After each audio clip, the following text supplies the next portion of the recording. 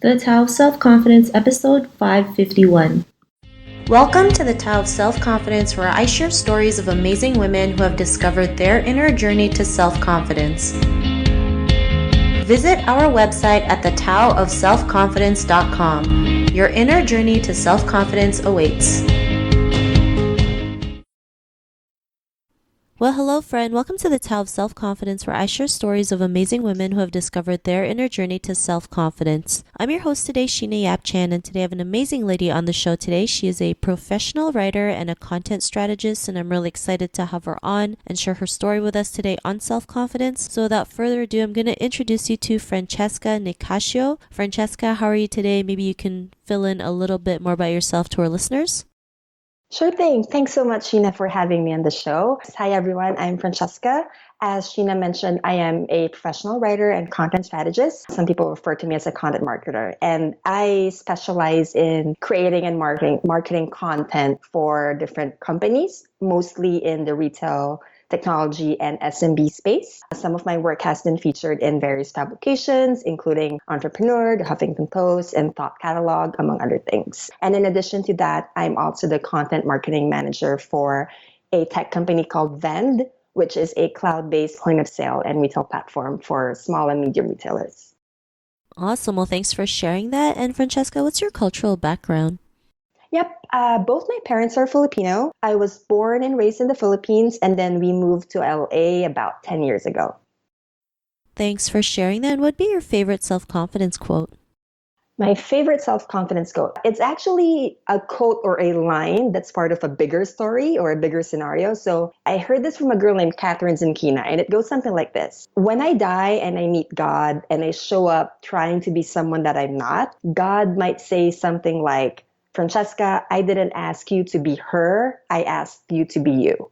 And I really love that because it highlights the importance of loving who you are and just you were put on this earth to be you. And so just be the best version of yourself that you can be versus trying to be someone else. Thanks for sharing that great quote. And in your own words, how do you define self-confidence? My definition of self-confidence, and I sort of alluded to this already in my previous answer, but to me, it means accepting who you are and being completely comfortable in your own skin. And so the actions that you take, the decisions that you make, all come from a place of self-assurance versus a place of fear or doubt. And when you do things, you do it because you think that's what's right for you. You think that's the right thing to do versus doing things because you think that's what other people want. So that to me, in essence, is self-confidence.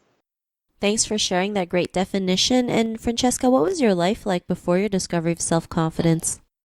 So I guess I can start maybe 10 years ago when we first moved to LA. So about 2008, 2009. It was at the height of the recession. And, we didn't have a lot of money or stability back then. And I remember I spent months looking for a job and I couldn't land one. And it was very frustrating because I knew even then I wanted to be a writer. Like even back when I was a kid, I always knew that I wanted to create content for a living. So I was feeling really defeated because I couldn't land any job, let alone a job where I had to write. And so, yeah, that was a low point. And I started feeling a lot of self-doubt. And I remember thinking a lot back then that maybe I should have just gone into the medical field like what most of my friends were doing. However, I was able to move past that. And I'm glad that I didn't give in to those thoughts. So I stuck to my career choice. And at some point, I decided that if I was not going to get like a staff writing job, then I'm going to sort of forge that career for myself. And that's when I started freelance writing.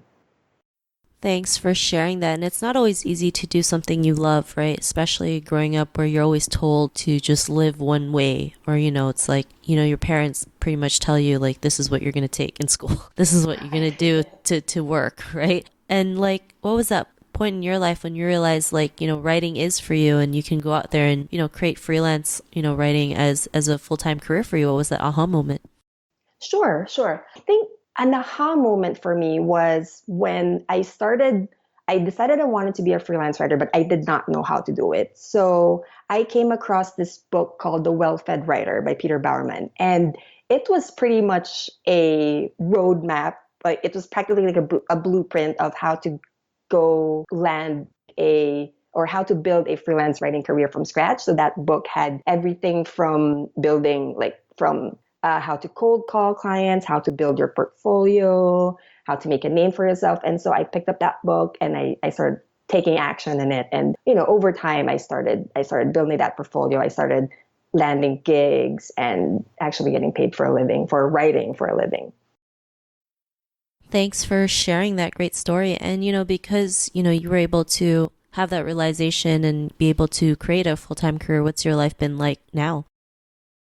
Well, I guess being able to do what I love for a living has certainly built my confidence, and it has helped me live a life that's filled with gratitude. I've been doing this writing thing for a couple of years now, but honestly, there are still days when I wake up and I'm still literally at awe at the fact that I get to do what I love every day for my work, and my writing helps other people, and that, I'm surrounded by a lot of supportive individuals, both at a personal and professional level. So that's been pretty great. That said, I'd also like to point out that it's not all smiley faces and rainbows like all the time. There's still a lot of ups and downs, and I'd be lying if I said that I'm 100% confident 100% of the time. Like, I still have moments of doubts and fear, but the difference is these days I'm better at overcoming them. And one thing that I've learned is coming up against limiting beliefs and fear and doubt and moments of, moments where you're not very confident. That's a lifelong process. And the more you overcome them, that's how you build and become more confident over time.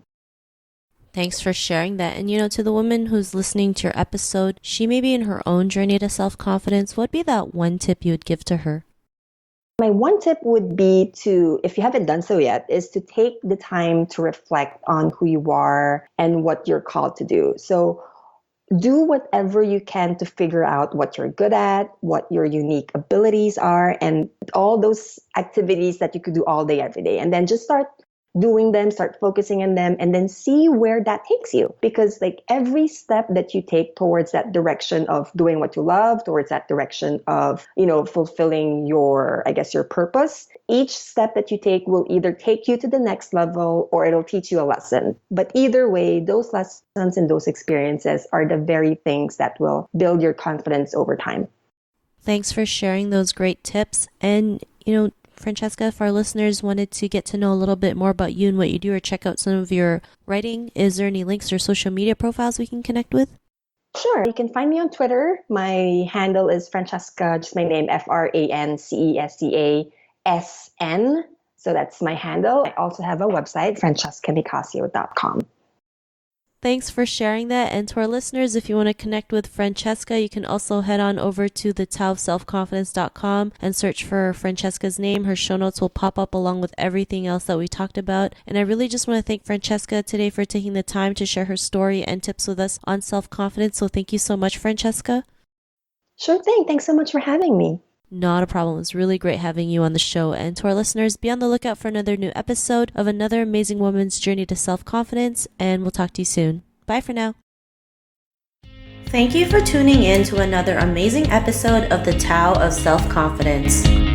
Get your free self-talk tape for building self-confidence by visiting our website at thetaoofselfconfidence.com.